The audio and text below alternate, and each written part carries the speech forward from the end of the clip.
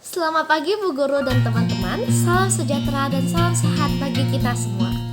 Perkenalkan, nama saya Khoising dan saya berasal dari X MIPA 2. Sebelumnya saya ingin mengucapkan terima kasih banyak kepada Bu Agustin karena telah memberikan saya kesempatan untuk mempresentasikan hasil kerja saya.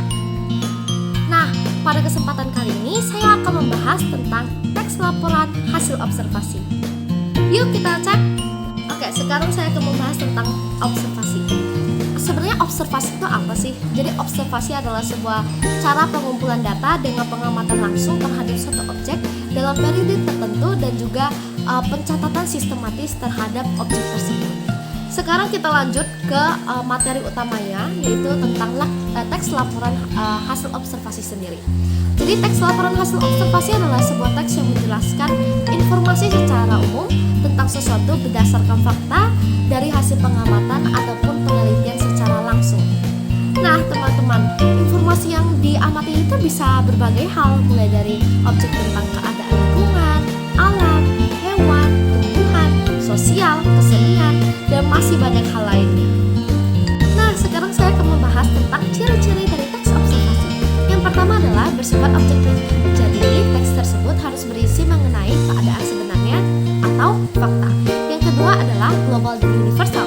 Jadi teks hasil laporan observasi tersebut boleh diketahui oleh semua orang. Jadi tidak bersifat rahasia. Yang ketiga adalah objek yang tunggal. Jadi objek yang diamati itu hanya boleh satu atau tunggal. Yang keempat adalah lengkap dan sempurna. Yang berarti teks laporan hasil observasi tersebut harus sesuai dengan struktur teks yang akan saya bahas di bagian berikutnya. Yang kelima adalah bersifat fakta. Jadi teks tersebut harus berdasarkan kenyataan yang dilihat atau berasal dari hasil penelitian. Dan yang keenam adalah saling berkaitan. Jadi teks tersebut harus berkaitan dengan satu sama lain antar paragraf. Seperti yang saya katakan tadi, saya akan membahas tentang struktur teks hasil observasi. Yang pertama ada pernyataan umum. Jadi pernyataan umum merupakan bagian yang membahas informasi tentang suatu objek. Nah, informasi di sini bisa berupa informasi umum ataupun informasi tambahan dari objek yang sedang kita amati. Biasanya dalam bagian ini banyak menggunakan kata-kata konjugasi seperti ialah, adalah, dan masih banyak hal lainnya. Yang kedua ada deskripsi bagian. Jadi pada bagian ini bersifat umum tentang objek yang akan dikaji. Kemudian pada bagian ini juga menjelaskan secara garis besar pemahaman tentang objek yang sedang kita amati. Yang ketiga ada deskripsi manfaat. Jadi deskripsi manfaat itu adalah bagian yang mengandung rincian lebih dalam tentang objek yang sedang kita amati. Nah yang keempat adalah kesimpulan. Nah kesimpulan ini adalah bagian yang berisikan ringkasan umum dari objek yang diamati. Oke teman-teman, kita lanjut ke part berikutnya, yaitu tentang kaidah kebahasaan. Jadi kaidah kebahasaan teks laporan hasil observasi adalah pedoman pembangun dalam sebuah teks laporan hasil observasi. Itu secara singkatnya teman-teman. Nah dalam bagian ini kita akan membahas berbagai kaidah kebahasaan, mulai dari yang pertama ada frasa verba dan frasa nomina. Kemudian yang kedua ada kita akan membahas tentang afiksasi dan imbuhan. Ketiga kita akan membahas tentang kalimat definisi dan kalimat deskripsi.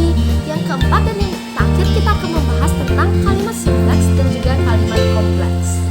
Nah banyak dari kalian pasti bingung, frasa itu apa sih? Jadi frasa adalah gabungan beberapa unsur yang memiliki makna.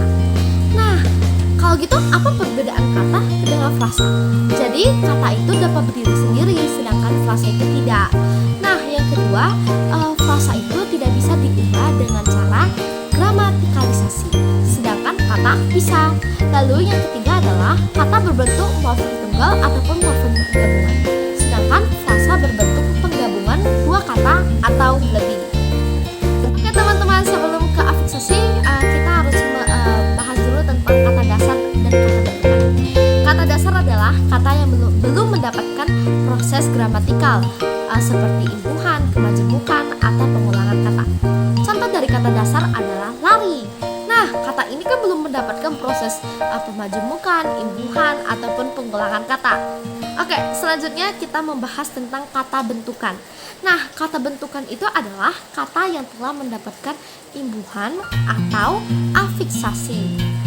Nah, pada kata ini juga telah mengalami pemberian imbuhan, kemudian pemajemukan, pengulangan kata atau reduplikasi dan lainnya. Nah, contohnya adalah berlari. Jadi berlari kata dasarnya itu kan lari. Nah, lari ini mendapatkan awalan ber atau mengalami imbuhan, makanya bisa menjadi kata berlari. Teman-teman perlu diingatkan lagi bahwa afiksasi itu sama dengan imbuhan. Itu hanya nama lain ya teman-teman.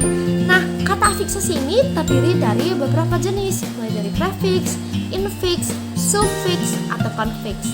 Nah, mungkin pada lain kesempatan saya akan membahas tentang beberapa hal tersebut.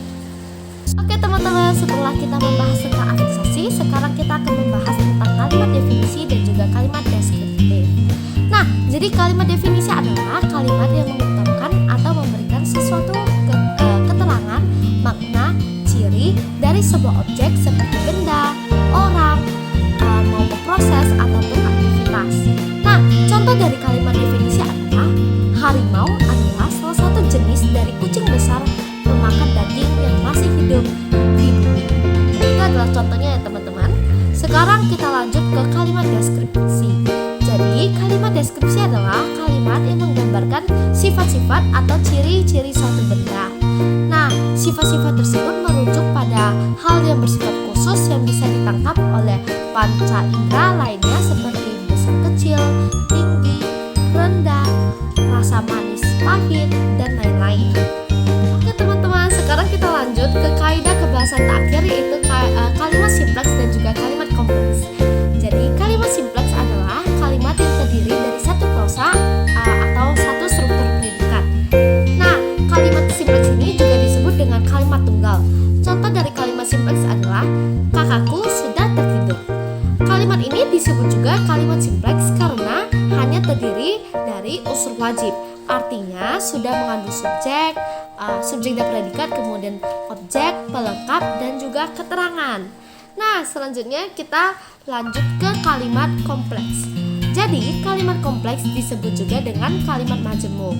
Nah, jadi teman-teman jangan salah paham ya. Jadi kalimat kompleks itu sama dengan kalimat majemuk, hanya saja mungkin beda katanya aja ya teman-teman. Nah, jadi kalimat majemuk adalah struktur kalimat yang memiliki lebih dari satu dasar kalimat. Nah, pada kalimat ini menggunakan kata konjungsi atau kata penghubung yang berperan penting untuk menjadi jembatan antar dasar kalimat dalam satu kalimat. Nah, contoh dari kalimat majemuk adalah COVID-19 seharusnya menjadi fokus utama kerja pemerintah, tetapi malah mengadakan pilkada serentak. Nah teman-teman, sekian dari presentasi saya pada kali ini. Saya berharap presentasi saya ini dapat membantu teman-teman semua. Terima kasih semua, sampai jumpa.